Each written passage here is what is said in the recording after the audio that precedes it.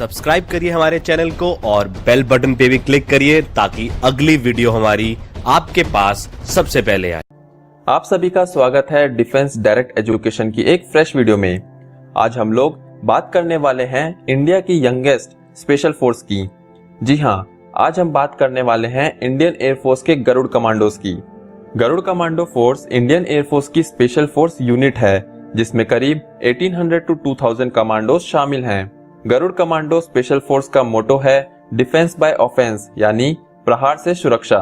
2001 में जब जम्मू एंड कश्मीर में 2 मेजर एयरबेस पे टेररिस्ट के द्वारा हमला किया गया था, तो उस टाइम पे इंडियन एयरफोर्स को ऐसी यूनिट की जरूरत महसूस हुई जो ऐसी सिचुएशन के साथ डील कर सके। टेररिस्ट अटैक के टाइम पे उस पर्टिकुलर लोकेशन में स्पेशल फोर्स यूनिट को डिप्लॉय करने में काफी टाइम लग जाता था, इसलिए इंडियन एयरफोर्स ने अपनी स्पेशल फोर्स यूनिट को बनाने का प्रस्ताव रखा और इस तरह से अक्टूबर 2002 में इस स्पेशल फोर्स यूनिट को बनाने पे काम शुरू हो गया। स्टार्टिंग में इस इंडियन एयरफोर्स की स्पेशल फोर्स का नाम टाइगर फोर्स रखा गया, जिसमें करीब 2000 कमांडोज मौजूद होते, पर बाद में इसका नाम गरुड़ फोर्स रखा गया।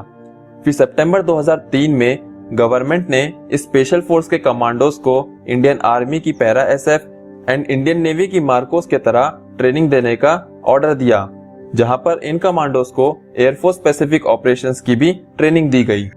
2004 तक ये गरुड़ कमांडो स्पेशल फोर्स बनकर तैयार हो गई। अगर हम फर्स्ट बैच की बात करें तो इसमें 100 volunteers Indian air force number 1 airman training centre Belgaum से लिए गए, लेकिन इन 100 वॉलंटियर्स में से बस 62 एयर कमांडोज 6 फरवरी 2004 में पास आउट हुए। पब्लिकली पहली बार गरुड़ कमांडोज को 8 अक्टूबर 2004 में एयरफोर्स डे सेलिब्रेशन के टाइम पे न्यू दिल्ली में देखा गया। गरुड़ कमांडोज की ट्रेनिंग की बात करें तो इन कमांडोज की ट्रेनिंग बाकी के इंडियन स्पेशल फोर्सेस के कंपैरिजन में काफी लंबी होती है।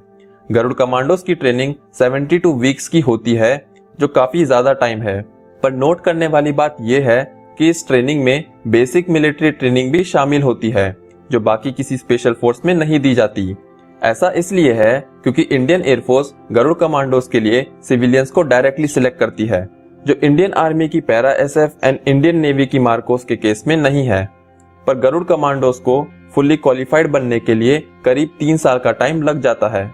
गरुड़ कमांडोज की ट्रेनिंग में close quarter battle training, hand to hand combat, urban combat, combat free fall, infiltration, ambush measures, weapon handling, combat diving शामिल होता है।